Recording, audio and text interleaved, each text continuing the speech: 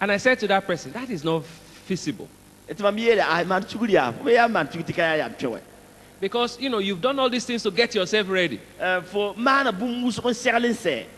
And your manhood is ready to go. And then you say, let us pray.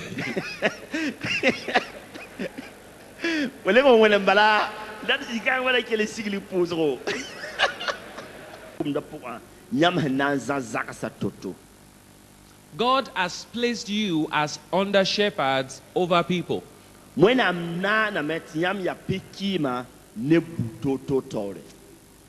Jesus is the shepherd of his church.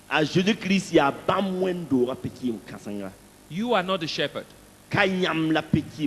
You are the under shepherd. The church is the Lord's. And God is the ultimate one who will take care of the flock that he has given you.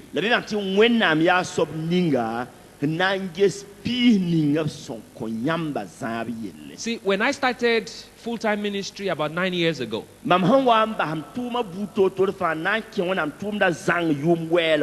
I had so much passion for marriages that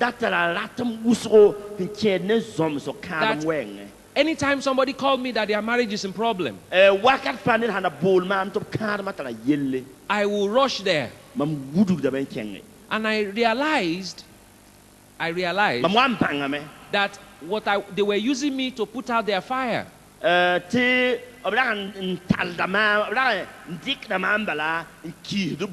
When things blow up, then they will call me. But they are not doing anything to work on the marriage. See, your members, they are calling you when they are in trouble. Most time because of the trouble they got themselves into.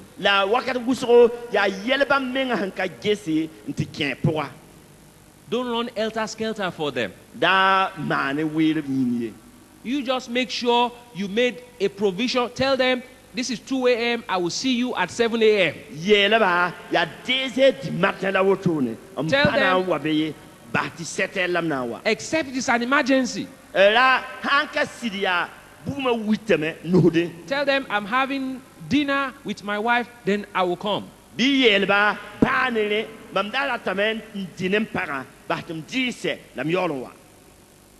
It is very important that husband and wife, you spend 30 minutes every day. 30 minutes, at least 30 minutes.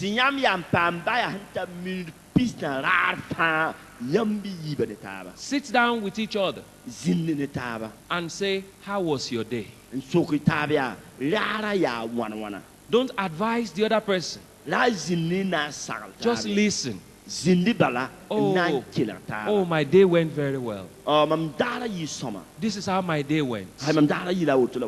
That helps a lot. Every week, spend time at least 2 hours. Take a walk. Hold the hand of your wife. Don't worry, the police will not catch you. We'll talk about that one in the evening. If you don't want to hold hand, just walk together and talk.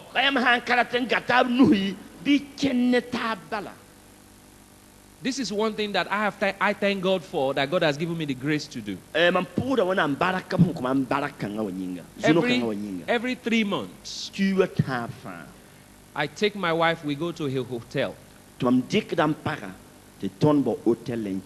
Sometimes if I have events to travel, we will go together. If I don't have any event, we go to a local hotel.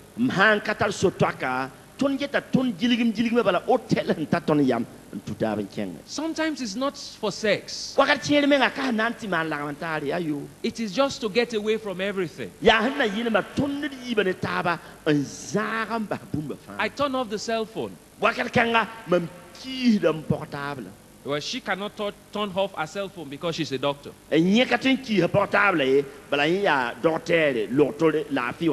But she has somebody else take her calls for her.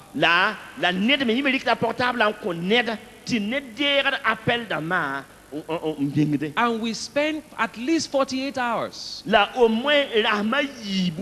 just catering to each other. You know, one day you're going to be moved from that church. One day you're going to retire. One day your children will leave you. In fact, if they don't leave you at a certain age, you will start to pray that they should go.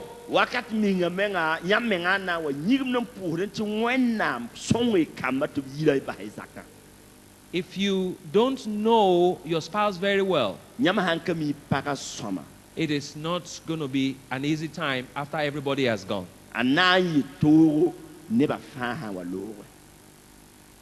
It is important to create time. Create it.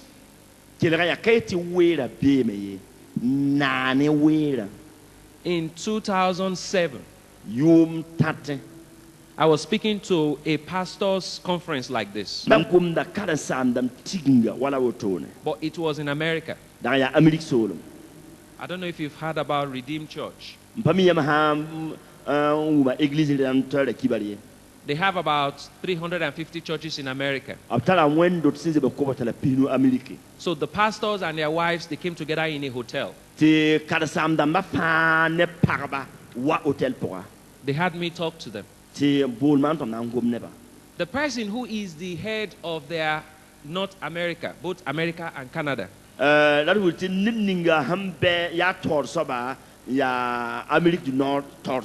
he came to me, he said, I am very busy. Everybody wants my time. And my wife is complaining. I don't know what to do. I told him, I said, yes, you know what to do. I said, God has given everybody 24 hours in a day. How you use it is left to you. The way many of us use our time, we use it based on what we consider important.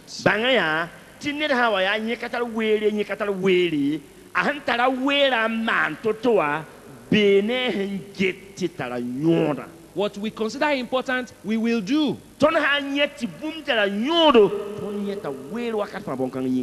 See, I believe the President of America is a very busy man. But somehow he creates time to go play golf.